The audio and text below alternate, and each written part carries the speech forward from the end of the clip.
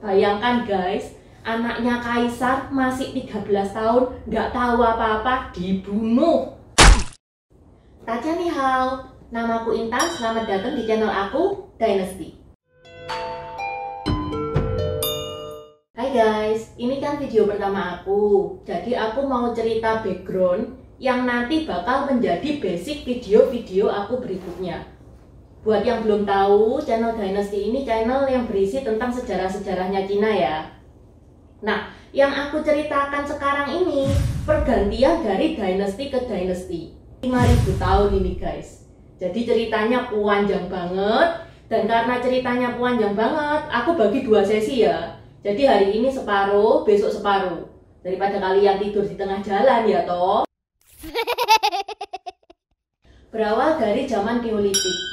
Saat itu China dikelilingi 2 sungai besar, Sungai Kuning sama Sungai Yangtze. Sungai Kuning sama Sungai Yangtze ini kalau hujan itu sering menyebabkan banjir, sehingga banyak warga sipil yang mati. Nah, muncullah seorang tokoh yang bernama Yu. Pak Yu ini nantinya dikenal dengan nama Yu the Great. Yu the Great ini akhirnya membangun kanal. Kanal itu berfungsi untuk mengalirkan aliran sungai ke laut. Jadi otomatis saat hujan sudah nggak kebanjiran. Itu yang pertama. Yang kedua, Yu the Great ini berhasil membuat sistem irigasi yang baik. Jadi rakyat semakin mudah bercocok tanam. Nah, karena jasa-jasanya yang sangat besar itu, rakyat ini muja-muja Yu the Great ini dan memanggil dia raja. Inilah berdirinya dinasti pertama di Cina, dinasti Xia. Xia Dynasty ini berdiri 2070 sampai 1600 sebelum Masehi guys. Jadi sudah lama banget dan memimpin selama 470 tahun. Yu the Great adalah raja pertama dari dinasti Xia. 470 tahun lama-kelamaan keturunannya Yu the Great ini itu mulai tirani ya, dan rakyat nggak suka, sampai ada segolongan rakyat yang rebel dan membentuk negara sendiri, yaitu negara Xiang yang dipimpin oleh Raja Tang. Akhirnya Raja Tang ini gempur dinasti Xia dan berakhirlah dinasti Xia. Xiang ini berdiri dari 1600 sampai 1046 sebelum Masehi. Raja Tang adalah raja pertama dari dinasti Xiang. Dinasti Xiang ini guys terkenal dengan kepemimpinannya yang kejam, tirani, dan rakyat sangat gak suka. Rakyat tertindas banget dengan kepemimpinan raja-raja dari dinasti Xiang.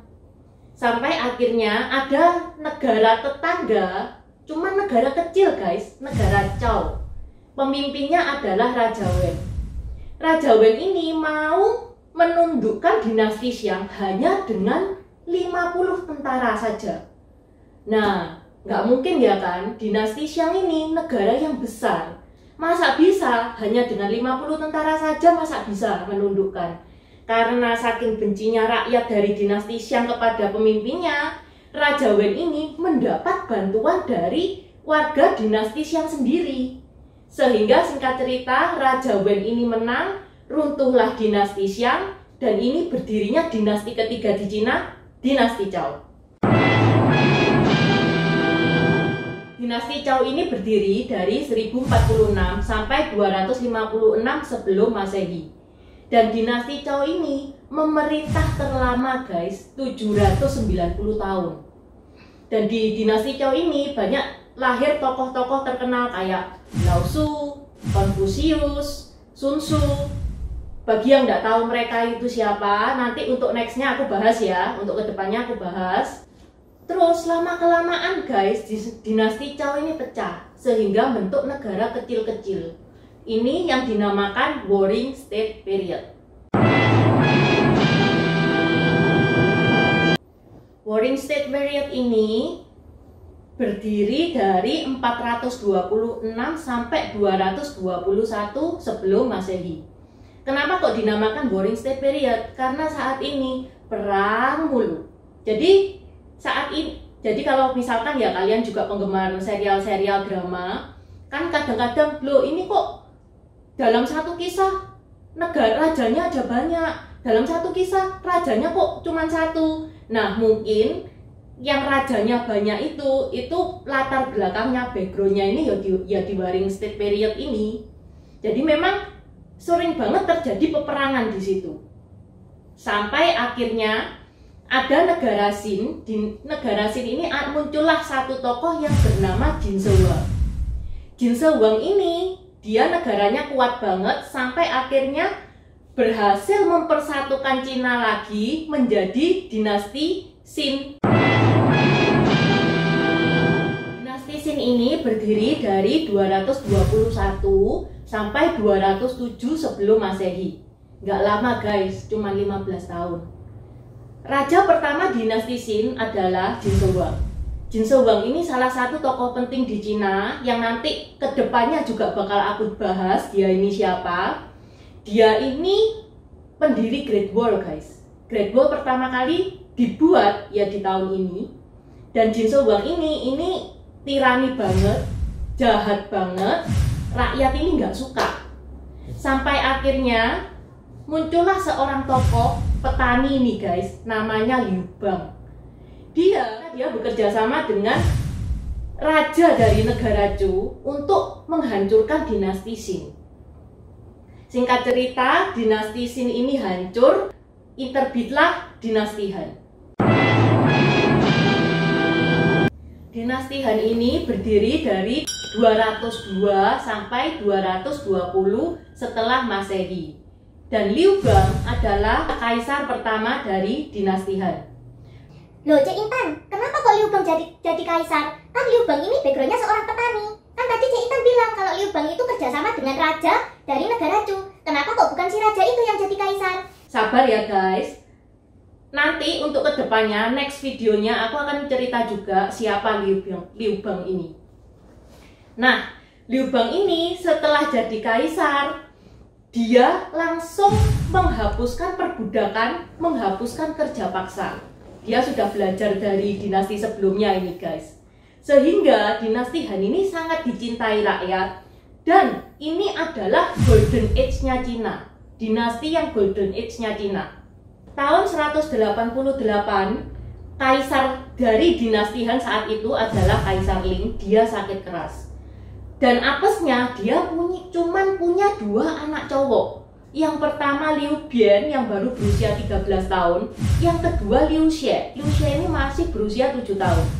2 anak cowok yang masih ingusan guys, belum mateng dan belum bisa memimpin.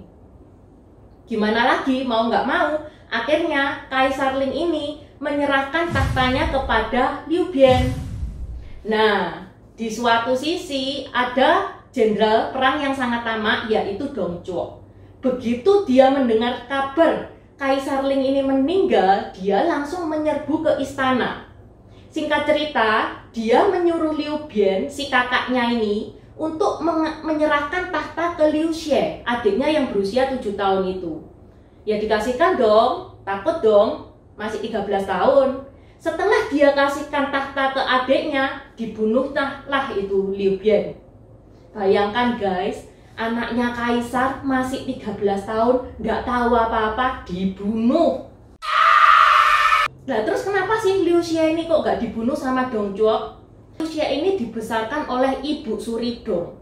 Marganya sama-sama Dong Zhuo. Meskipun mereka berdua ini marganya sama, tapi mereka berdua ini nggak ada ikatan apa-apa. Mereka tidak saling kenal. Tapi Dong Zhuo ini masih menaruh respek sama ibu suri ini karena marganya sama. Jadi Liu Xie ini tidak dibunuh. Tidak dibunuh tapi dijadikan kaisar boneka. Dan pemerintahannya Dong Zhuo ini tirani banget. Liu Xie ini cuman disuruh ngesahkan apa Dong Zhuo mau ini, Liu Xie ini ngesahkan. Karena Liu Xie ini gimana meskipun dia berusia 7 tahun, dia ini kaisar. Singkat cerita, Dong Zhuo mati, Liu Xie jatuh ke tangan Zhao Zhao.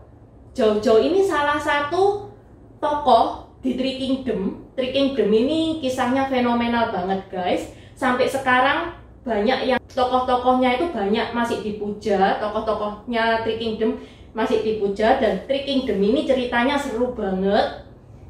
Dan ini akan aku lanjutkan di next ya. Untuk kedepannya aku akan cerita juga Three Kingdom itu kayak gimana. Anak dari Jojo yaitu Jaupi itu memaksa Liu Xie untuk menyerahkan tahta. Ya dikasihkan dong ke anaknya Jojo, nggak berani dia. Akhirnya Jaupi mendirikan negara yaitu negara Wei dan dia adalah rajanya.